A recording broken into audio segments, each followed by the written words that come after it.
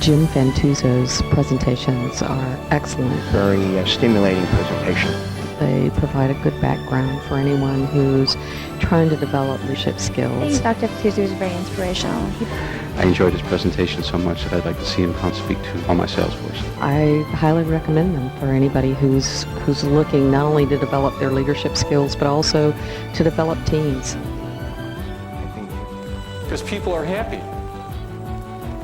If self-esteem is here, productivity is going to be here. It's my hope today that, I can expand your comfort zone, and the only way to do that is with the acquisition of knowledge.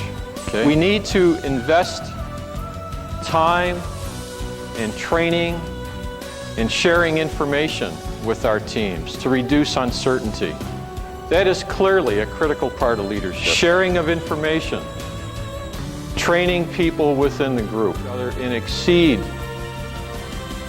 individual talent. Somehow that needs to, the whole team needs to be trained on these things sometimes. Or the leader needs to bring them in and just to say, here we're here on the continuum rather than it being a crisis. Absolutely, Mike. I agree. I think it goes back to commitment and believability that these components are existent for a team, and the team leader must orient his or her staff to ensure that they understand the dynamics. How do you keep them happy? How do you keep them productive? And he said, I treat them like human beings because they're important. You got to do more communicating, you got to do more team building, you got to find ways to make your teams cohesive, you've got to find ways to empower people more.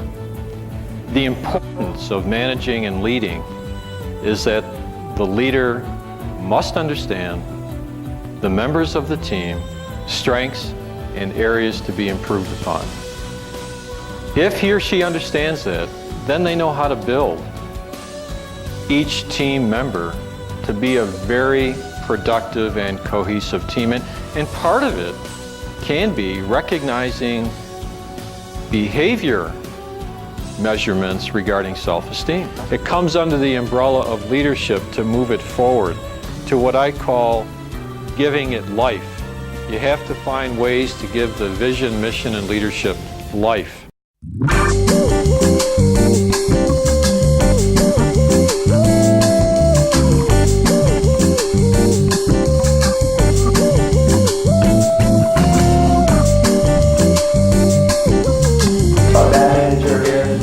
They're wearing glasses because they don't see very well. They're not very much of a visionary. They're kind of inconsistent, so you always see question marks around them as to what's going on. A good measure is a balloon that's rising. Good stuff. Good job. Really good job. Make things work. Well, by setting realistic objectives that are attainable, providing the resources for the teams and the team leader to get the job done, follow-up, revision of the plans, being a mentor and a coach to that team leader. Because leadership and team building and building effective teams, there's no cookbook recipe. Again, it takes management by perspiration. You have to work hard. You have to really work hard. When you think about the terms vision, mission, and leadership, they can be applied to any organization. We become what we think about.